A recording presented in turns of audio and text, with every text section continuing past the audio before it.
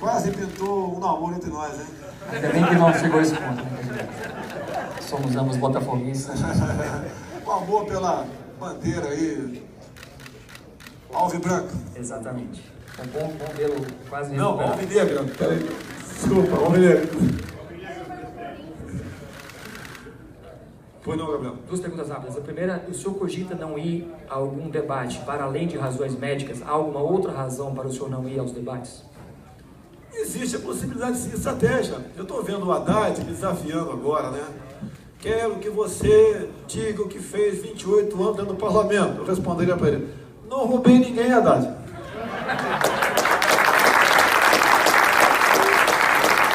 Combati o Haddad, enquanto ministro da Educação, daquele tal kit gay.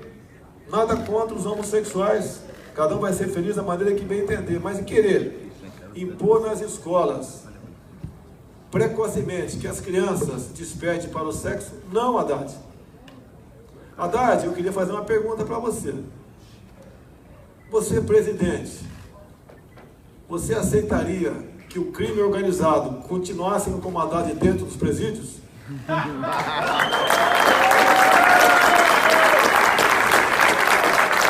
Eu vou debater o que com um cara que nem poste é um fantoche, é um pau mandado. Age como camaleão. Quarta pergunta. Age como camaleão. As cores do PT agora são verde e amarela. Eu ouvi o Haddad falando em família. Quarta pergunta. Eu ouvi o Haddad falando em Deus. Eu fico com vergonha. Ele está cumprindo a risca o que o Lula manda ele falar. Haddad não é de esquerda, Haddad é de direita. Haddad agora quer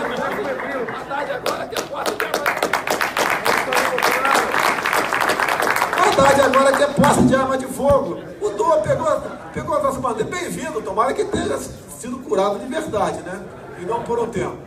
Diz que bandido não se aposenta, tira férias. Haddad está de férias.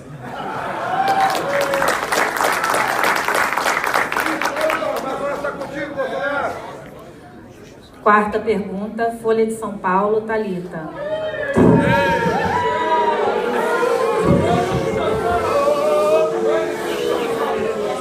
Pessoal, olha só.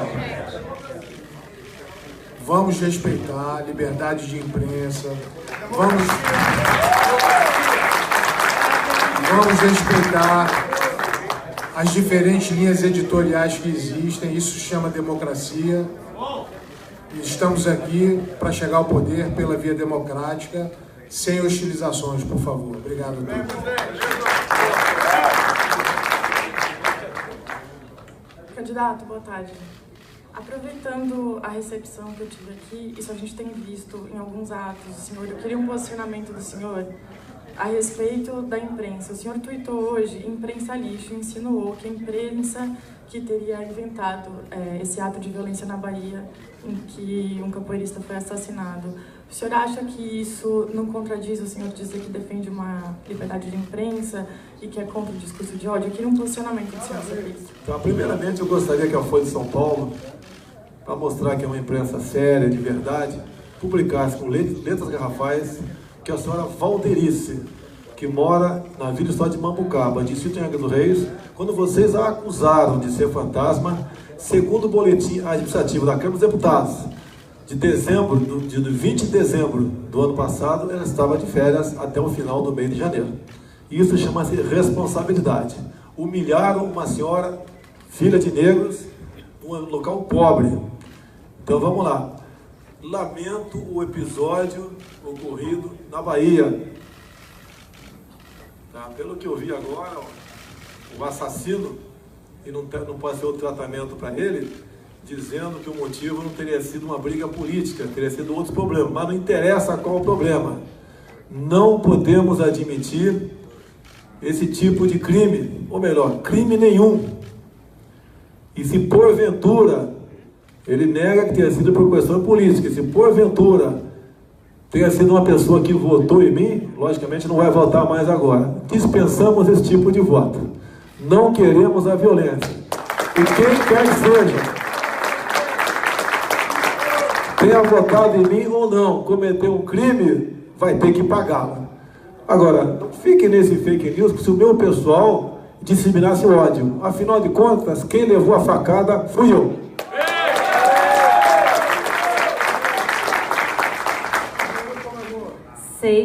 Quinta pergunta, Estadão, Gabriel.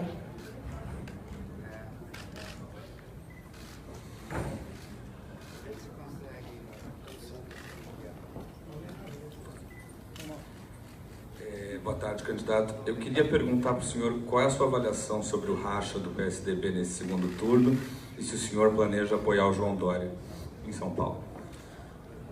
Olha, eu não vou meter a minha colher em problemas partidários. Eu vi, mesmo hospitalizado, a campanha do senhor Geraldo Alckmin. Não sou aquilo relatado naquelas inserções. Longe disso. Calúnias. Gente do próprio partido dele ligou para mim que não concordava com isso. Quanto mais ele me atacava, mais ele caía. Então, lamento que o senhor Geraldo Alckmin tenha se enveredado nesse lado. Mais de uma vez, o senhor Fernando Henrique Cardoso disse que, em havendo segundo turno, ele votaria no PT. João Dória, ontem nós conversamos rapidamente por telefone. Tem 2 candidatos lá, o outro do PSB, França. Recomendei, não dei ordens, não sou um capitão nessa hora, até porque o Major Olímpio aqui seria meu superior. O que eu recomendei a São Paulo é neutralidade. Se alguém quiser, a Joyce, por exemplo, quiser apoiar um ou outro, sem problema nenhum. É a mesma coisa o Major Olímpio. Mas não queremos agressões para o outro lado. Afinal de contas, não é esse o nosso DNA. E aproveito a oportunidade de cumprimentar a Joyce aqui e cumprimentar a Janaína Pascoal, as 2 mais votadas do Brasil. Cumprimentar o meu filho Eduardo, machista, né? Cumprimentar o meu irmão Hélio Negão aqui. O deputado federal também, mais votado no Rio de Janeiro. Eu conheço o Hélio, subtenente do Exército Brasileiro, há mais de 20 anos. Convidei-o para disputar uma cadeira de deputado federal. Ele olhou para a minha cara quase que lacrimejando. Aceitou o desafio. Cumpriu tudo aquilo que eu orientei. Afinal de contas, eu tenho experiência política, ele não tem. Cumpriu a risca. E a partir de agora, ele é um passarinho que está voando. Mas com muita responsabilidade, sabe que muita coisa atrai em sendo o mais votado.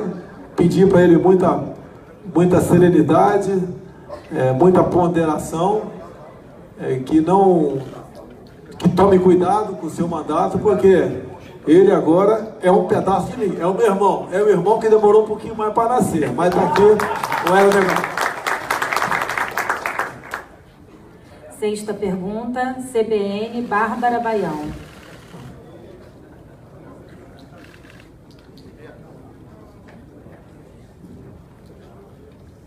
Candidato, boa tarde. Essa é a primeira eleição, comparada às recentes, né, do país, que os 2 candidatos que foram ao segundo turno tiveram que ir à TV logo no primeiro dia de segundo turno garantir que vão respeitar a Constituição. Queria saber o que o senhor acha dessa campanha, se realmente é uma campanha dentro da normalidade. Olha, eu não propus constituinte. Eu não propus montar no plano de governo, eu falei. Terceiros falaram, botar na minha conta. A questão do 13º. O vice falou que a estrutura remuneratória no Brasil é uma jabuticaba, citou o 13º. Em nenhum momento ele falou que ia acabar com o 13º. Ele até ontem teve uma ideia brilhante, procurou o Paulo Guedes e falou de estender o 13º para quem ganha Bolsa Família. E quando chegou o meu conhecimento, de imediato eu falei, o recurso virá no combate à roubalheira, à fraude que existe no Bolsa Família. Então, parabéns ao general Mourão, da propositura do 13º para quem ganha Bolsa Família, sem criar nova despesa. Muito pelo contrário, eu acho que a economia será muito maior que os 2,5 bilhões que seria o gasto aproximadamente com o pagamento do 13º. Deixa eu saideira. TV Globo, Ari Peixoto.